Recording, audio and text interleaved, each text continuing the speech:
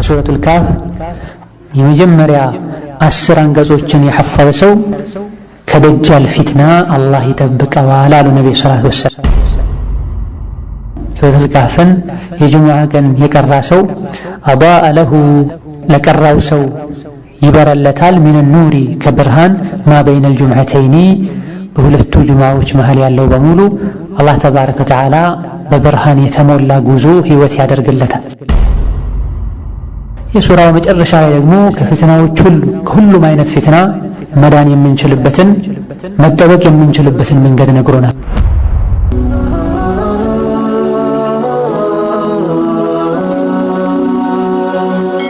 ሰብስክራይብ በማድረግ ቤተሰብ ይሁኑ።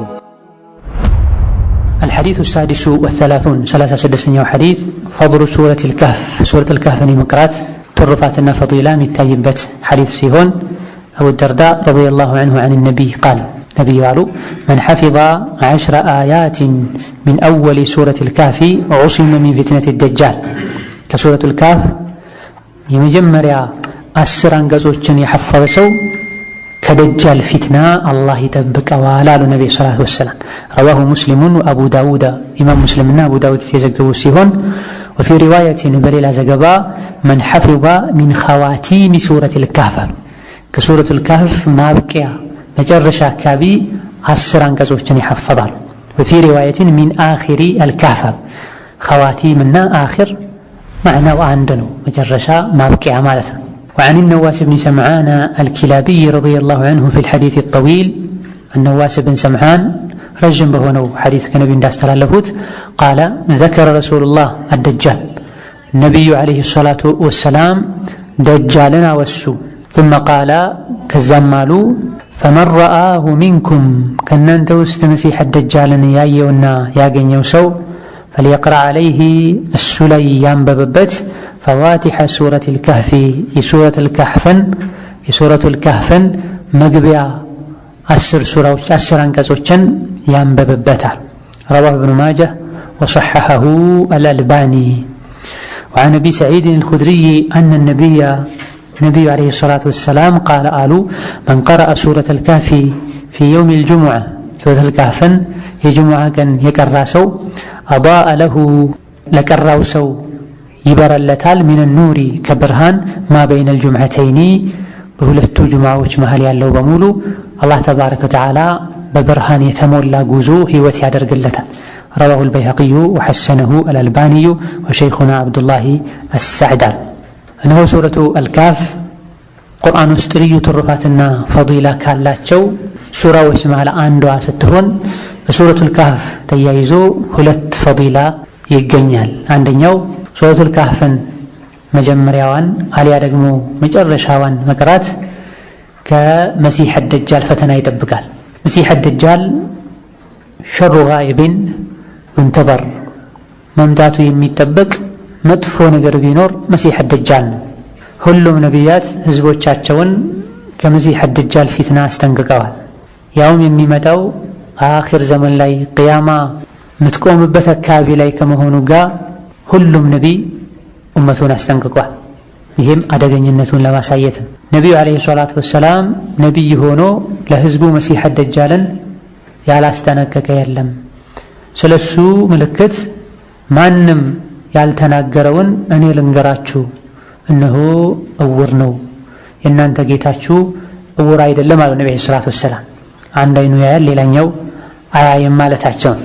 በሁለት አይኖቹ መሃልም ከፈራ ተብሎ ተጽፎበታል አሉ ነብዩ ሰለላሁ ዐለይሂ ወሰለም። በአላህ ያመነ ሁሉ ያነበዋል፣ አረብኛውን ማንበብ ይችላል። በአላህ ያመነ ሁሉ መሲህ አደጃል ግንባር ላይ በሁለት አይኖቹ መሃል ላይ የተጻፈው ከፈረ የሚለውን ፊደል ሁሉም ሙእሚን ያነበዋል። በአንድ እጁ እሳት በሌላ እጁ ደግሞ ጀነት ይይዛል። ለሰዎች ጀነት የሚመስለው እሳት ነው፣ እሳት የሚመስለው ጀነት ነው። ነብዩ ሰለላሁ ዐለይሂ ወሰለም አላህ ተባረከ ወተዓላ ሰዎችን ሊፈተንበትና እሱም በሰዎች ሊፈተን ብሎ ልዩ ቁድራና አቅም እንደሚሰጠውም ተናግረዋል። ሰዎች እያዩ አንድን ሰው ገድሎ መልሶ ሕያው እንደሚያደርገውም ገልጸዋል። የፈለገበት ሀገር ሄዶ ላመኑበት ሰዎች ዝናብ ማዝነብ እንደሚችል አይ ያሉት ደግሞ እንደማይዘንብላቸው ተነግሯል። እነሆ ከባድ የሆነ ፈተና ነው ማለት ነው። ጥቂት አላህ የጠበቃቸው ሰዎች እንጂ ከዚህ ፈተና መዳን አይችሉም። እንደዚህ አስቸጋሪ ከሆነው ፈተና መዳን እንችል ዘንድ ከሚረዱ ነገሮች መሃል አንዱ ሱረቱል ካህፍን መቅራት ነው። ሐዲሱ ላይ እንዳየነው ከፊት 10 አሉ ነብዩ ሰለላሁ ዐለይሂ ወሰለም። ከሱረቱል ካህፍ የመጀመሪያ 10 አንቀጾችን የቀራ ሰው ከመሲህ ደጃል ፈተና ይጠበቃል። በሌላኛው ሪዋያ ደግሞ ሚን ኸዋቲም ወይም ደግሞ ሚን አኺር አሉ። ከዚህ የተፈለገው ሱራዋን ሙሉ መሐፈዝ ነው አሉ አንዳንድ ዑለሞች። ከፊት ወይም ከኋላ ሲሉ ከፊት ያለውን ሐፍዞ ከኋላ ያለውን ሐፍዞ ሱራዋን መተው ተገቢ አይደለም። ሱረቱል ካህፍን ሙሉን መሐፈዝ ነው የተፈለገዋል። ሱረቱል ካህፍን ሙሉዋን እንድንሐፍዝ እንዲረዳንም ጭምር ይመስላል። ወላሁ ተዓላ አዕለም። በየሳምንቱ ጁሙዓ እንድትቀራ ነቢ ዓለይሂ ሰላቱ ወሰላም የተናገሩት አቡ ሰዒድ አልኹድሪ ባስተላለፉት ሐዲስ መን ቀረአ ሱረተል ካህፊ ፊ የውሚል ጁሙዓቲ አዳአ ለሁ ሚነ ኑሪ ማ በይነል ጁሙዓተይን ያሉት።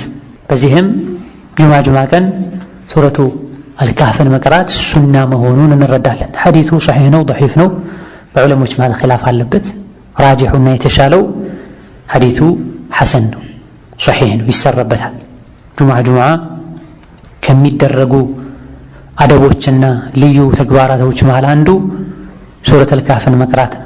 ሱረቱል ካህፍን መቅራት ይሄን አጅር የሚያስገኘው ሳምንቱ ሙሉ ኑር እንዲሆንልን ከመጥፎ ነገር እንድንጠበቅ ማድረግ ያለብንና የሌለብንን ለይተን እንድናቅ የሚያደርገው ፈዲላና ማዕረግ የሚገኘው ሱራውን ሙሉን ስንቀራ ነው።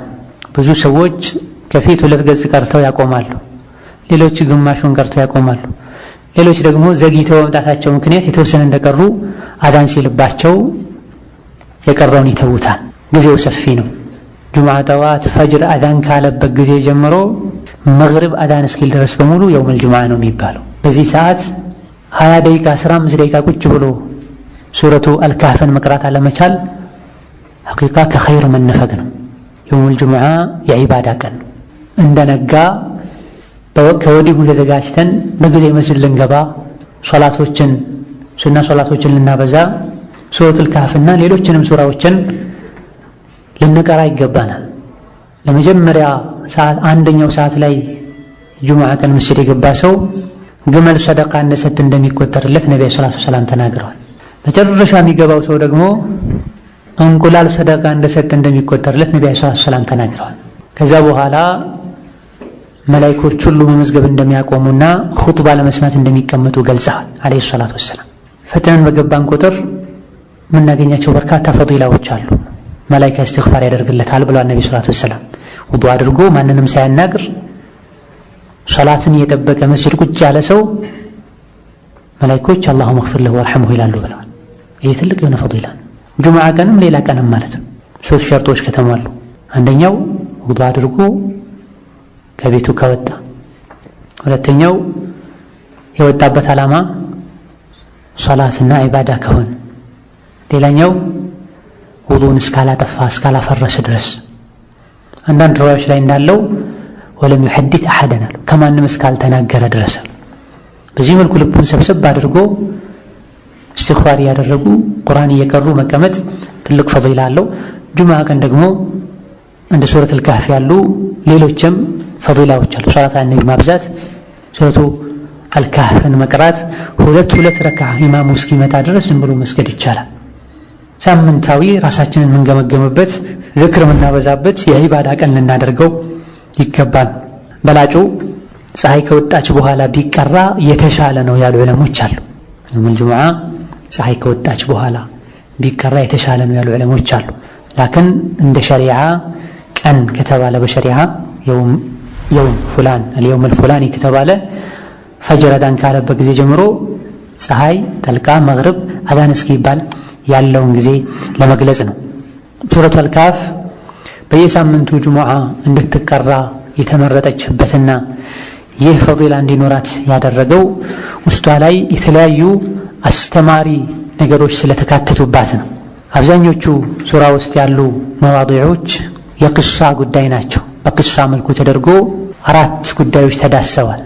በጥቅሉ ሱራዋ ፊትናና ከፊትናዎች እንዴት መዳን እንደሚቻል የተነገረባት ሱራ ናት። በመጀመሪያ ደረጃ ቅሰቱ አስሓበል ካህፍን እናገኛለን። ይሄ የዲን ፊትና ነው ማለት ነው።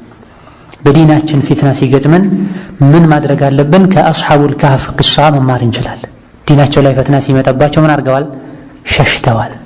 ከፊትና መሸሽ ተገቢ ነው። መሲሕ ደጃል መምጣቱን የሰማ ሰው ከሱ ይራቅን ያሉት ነብዩ ሰለላሁ ዐለይሂ ወሰለም።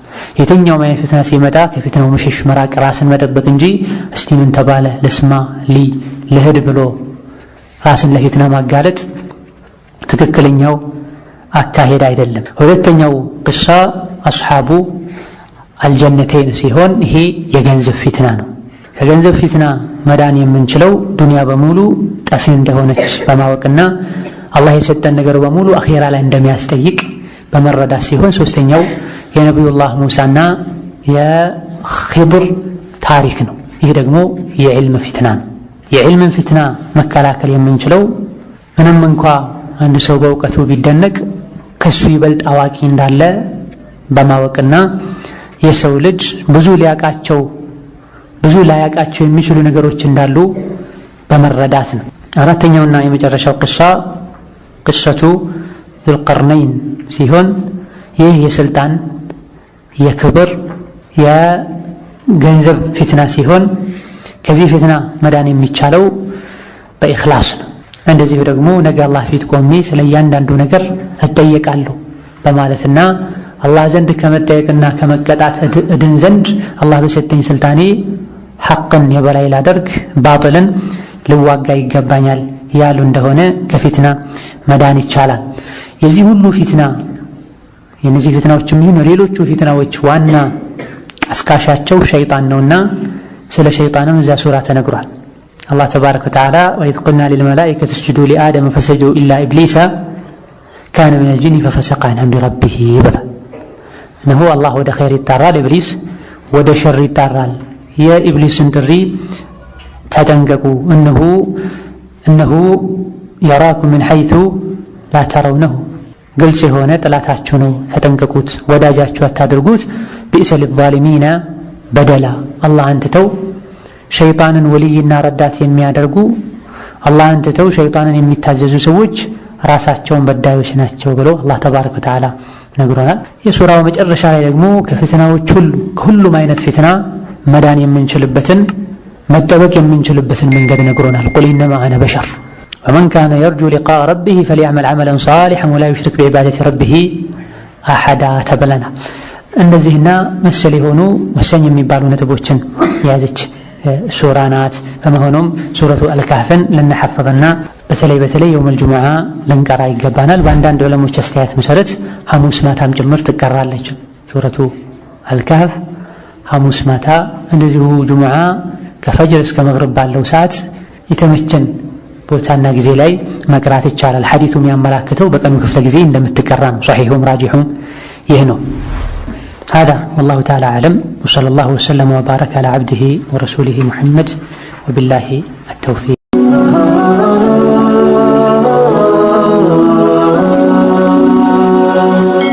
ሰብስክራይብ በማድረግ ቤተሰብ ይሁኑ።